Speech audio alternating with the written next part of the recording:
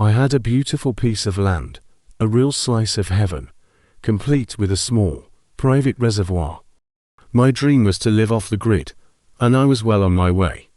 I'd spent months building up a winter stockpile of firewood, all neatly stacked and ready for the cold months ahead. But then, Karen happened. She was the head of the local homeowners association, even though my property wasn't technically part of it. She just couldn't stand the sight of my unsightly woodpile from her McMansion on the hill. One day, I came home to a nightmare. My entire winter's supply of wood, everything I needed to stay warm, was gone. In its place was a scorched patch of earth and a smug little note from the HOA, signed by Karen herself. It said my woodpile was a fire hazard and had been removed for the community's safety. Removed, she'd burned it, all of it. I was furious, but I knew confronting her directly would be useless. She was the kind of person who thrived on drama and would just twist my words. So, I decided to wait. My property's reservoir was fed by a mountain stream, and I had a spillway to control the water level, releasing the excess into a natural gully. This gully, however, had been developed by the HOA. Right at the bottom, where the water naturally flowed, were their brand new, multi-million-dollar luxury homes, including Karen's.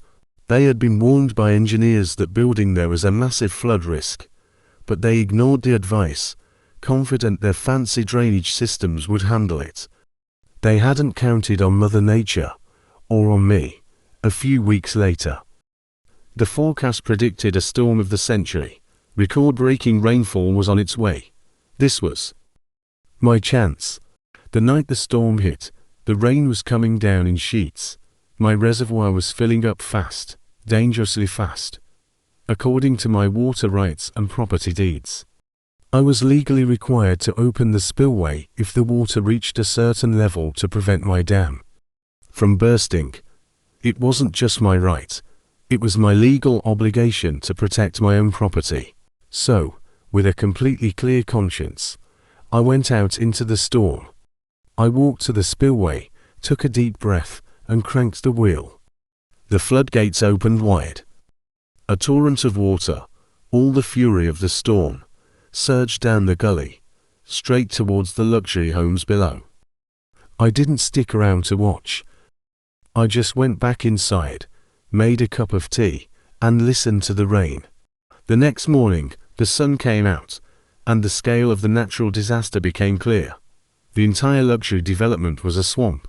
Basements were flooded, expensive cars were submerged, and pristine lawns were now muddy lakes. Karen's house, being at the lowest point, was hit the worst. It was a complete write-off. The news crews were everywhere, interviewing the devastated homeowners. Karen was on TV, weeping about how they had lost everything and how it was a freak act of nature. The best part, the insurance companies investigated. They looked at the engineering reports, the warnings about the floodplain, and the sheer volume of water from the storm. Their conclusion: it was indeed an act of God, compounded by the HOA's own negligence in building on a known flood path. They refused to pay out. The homeowners tried to sue the developer, but they had long since declared bankruptcy and vanished. They were left with nothing but muddy, worthless houses. I never said a word. I just watched from my property, warm and dry. My unsightly woodpile was gone, but so were their luxury homes. Sometimes, karma doesn't just knock, it floods the entire neighborhood. Thanks for listening to my story. If you enjoyed it, make sure to like and subscribe for more.